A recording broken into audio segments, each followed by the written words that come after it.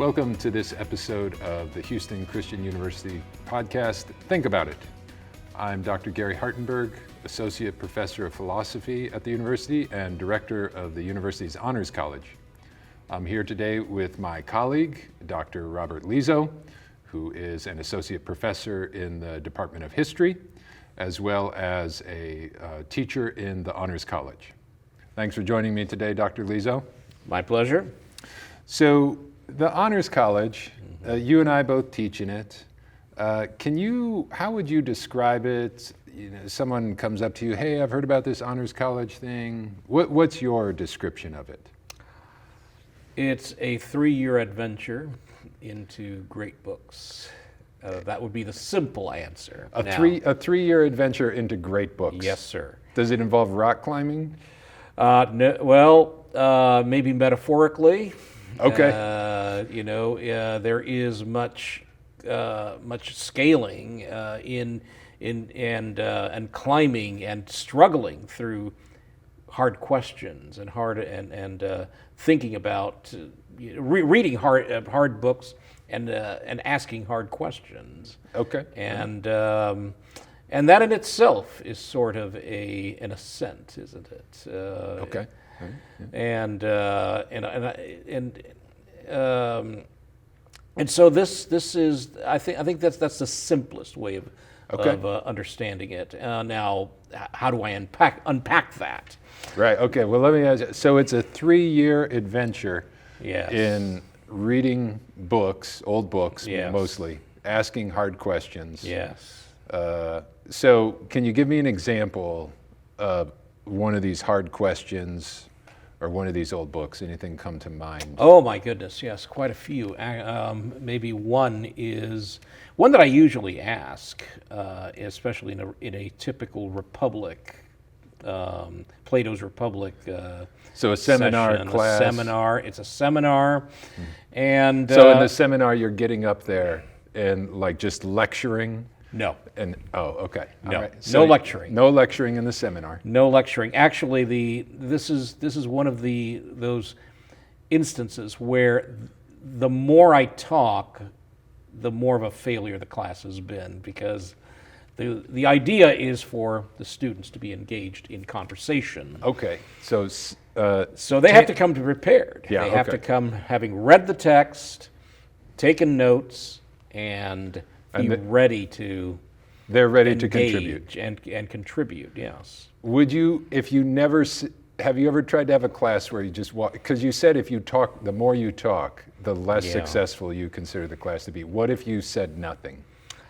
Could someone teach without saying anything? I think so. You think so? And I've done it. Oh, you've done it. I've done it. Awake. Okay. And fully awake, fully engaged, listening. And I must say that I'm not completely silent, because I will try to come in and maybe clarify a question that a student might ask. So you're in the most successful ones. You're clarifying a question. Yes. You're not like, oh, you said this, let me clarify your idea for you. No. You're actually clarifying the question that the students are asking in the classroom. And maybe clarifying an answer that a student might give, just in case there was some misunderstanding. Okay. So I step in, and then of course I step out. Okay. So you will say some things. Yes. Okay. Now, I was going to ask you. You were going to say you were going to offer us one of these hard questions. Oh yes. Well. Students. It's a hard question, but it sounds deceptively simple. But when you begin to explore it a little more, the more complex and the more layers there are. The example I'm going to give is in a first session in Republic, I will ask, why does Cephalus leave the conversation? Okay. this is the Republic, right? This is Plato's masterpiece. This is Plato's masterpiece. This is the Republic. This 300 pages long. 300 pages long. It's supposed to be about, justice. Justice, right? Good. And what better person to ask what justice is than someone who is prominent in the community? Basically, the way Cephalus is described, he sounds very much like someone who has held leadership. Right. Okay. In Piraeus. So what better person to ask than a politician? Right. Well, What not quite justice is. I mean, sometimes we think politicians today. It's like, Well, they're the last people well, we might go to. Right? Yeah. Okay. Yeah. But Cephalus, he's this old gentleman. Yes. So maybe people might consider him wise, or Yeah. at least we would defer to his judgment and his Right. ideas. Okay. And you're saying. Your question, the hard question that students need to address is, why does he leave at the start of this conversation? At the start, especially when they are about to address the issue of justice. Okay. So suppose I'm an engineering major, Yes. right? Because you've got engineering majors, you've got all the majors, music, business, philosophy, classics, right? So they're all in your class. And so if I'm an engineering major, I walk into the seminar, Dr. Llizo's there, I've read my copy of Plato's Republic, I'm ready to contribute, and you ask, why does Cephalus leave the conversation just as they're starting to talk about justice? What's in your experience, like, what's going through the engineering major's mind? I'm just picking that for example. Or what benefit is it to this student to think about that question in particular?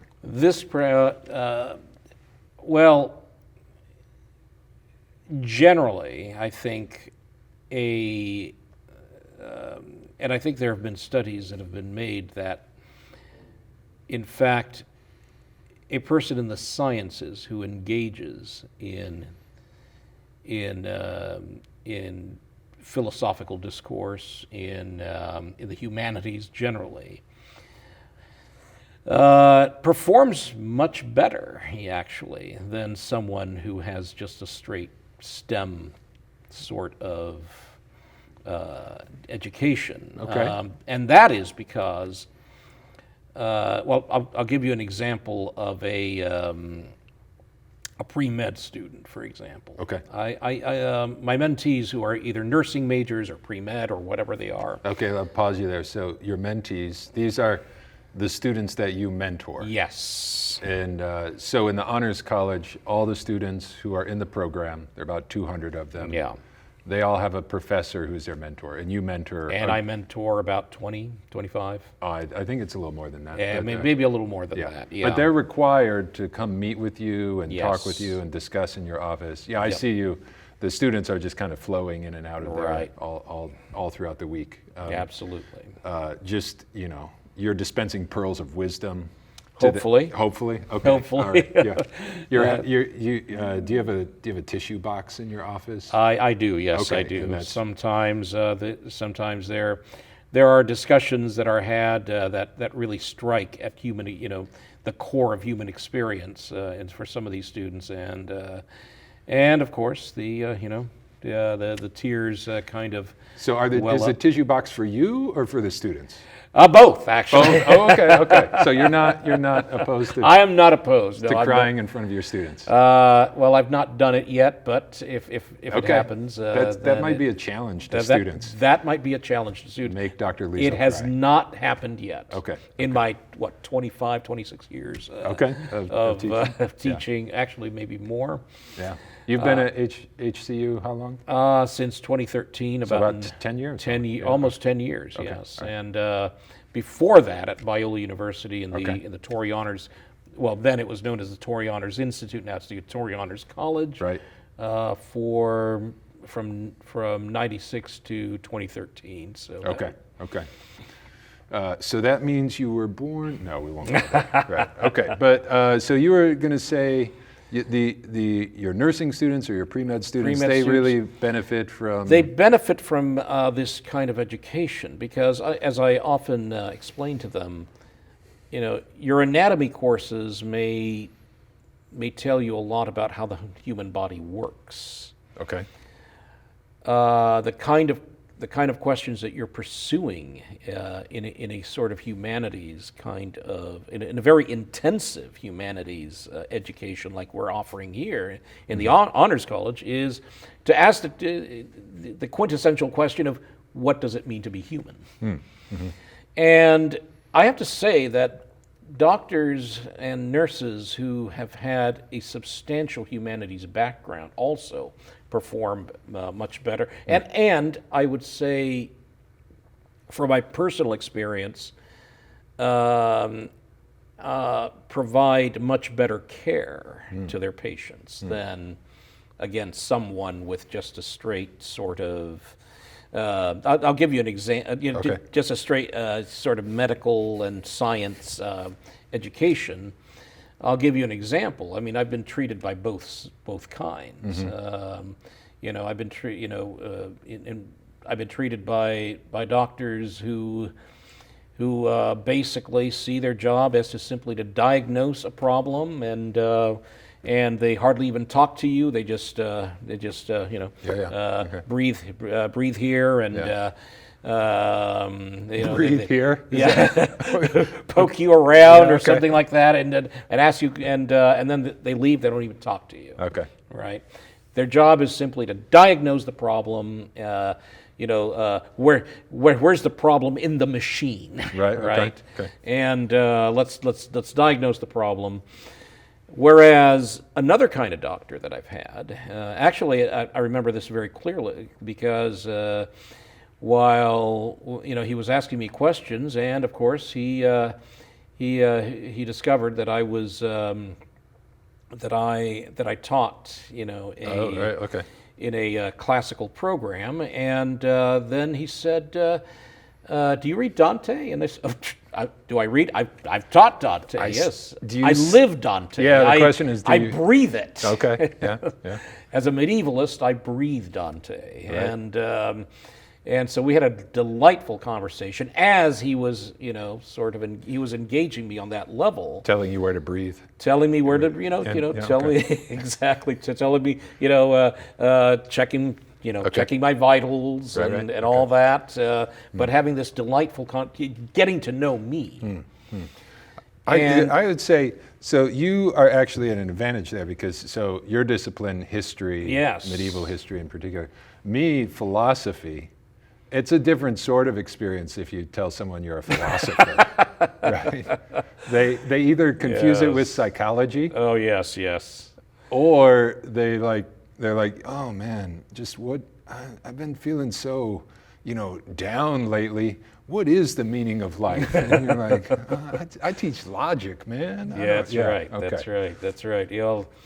It's kind of like that meme where somebody's having a heart attack, and then the guy, is there a doctor in the house? Yeah, and me. he's- I go, yeah. Me, yeah, and I'm a philosopher, and then he says, well, this person is having a heart attack. He's gonna die. He's gonna die. We're all gonna die. That We is are the all truth. going to die. Yeah.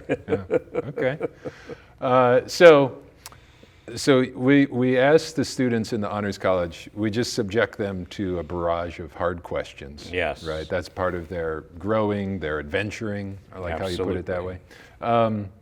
It sounds really difficult. Is it? I mean, and I realize that that's kind of a difficult question in itself, but if it is difficult, why do it? Are there aspects of it that are easy? Because everything should be easy, right? Okay. Everything should be easy, Yeah, right? yeah. Nothing should be challenging, right? Right, Is okay. that the point of education? Just Yeah. give the answers?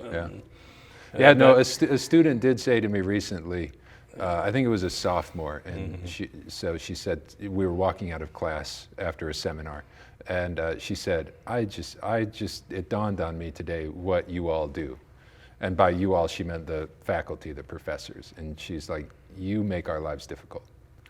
And I said, I guess we do, Yeah, right, in the yeah. classroom. Absolutely. You know, there's the mentoring and you know, that stuff. You got the tissues in your office. Yes, That, you know, yes. so, okay. That's sort of like to help make things easier, or I don't know, more humane. More for that? humane. Yes, I think that's a better way of, yes, what we do is difficult. It is a task that is where you have to think, and thinking is hard. You have to think about your, you have to think about the human condition, your place in the world, and these are tough questions, right? These are questions that are challenging, but they are worth. Anything challenging is worth pursuing because it's in the challenges that we grow, right? Okay. There's no growth in just everything just being handed to us easily, right? Where's the growth in that? How is that good for your soul, right? Okay. So we got just a couple minutes left, and this question we could go hours and hours as we have actually, but just in brief. Being in the Honors College at a Christian university, Yes. right, especially one like HCU, takes the Christian faith very seriously, permeates, integrated, especially into our Honors College curriculum.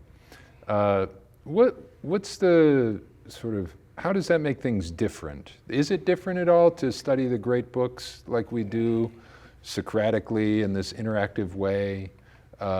Is it at all different because the university is Christian? Well, I will basically answer that question by appealing to the main creed of HCU. Jesus is Lord, right? Okay. Jesus is the Lord of all, and if he is not the Lord of all, he is not the Lord at all, as the saying goes. And it makes a difference. I think it makes a huge difference because here, all of knowledge is centered around the Logos, the incarnate Logos. Logos. The Word made flesh. Okay. As the prologue to John's Gospel. Okay. Says. It is the and as the Logos, he is the one. Christ is the one who binds things together in the cosmos, and he is the wisdom of God, the wisdom that binds all things together. So in following wisdom, we follow Christ, and everything is centered in Christ. So we see everything from the standpoint of Christ, right? From the lordship of Christ, and I think that's an important distinctive. It's what unifies.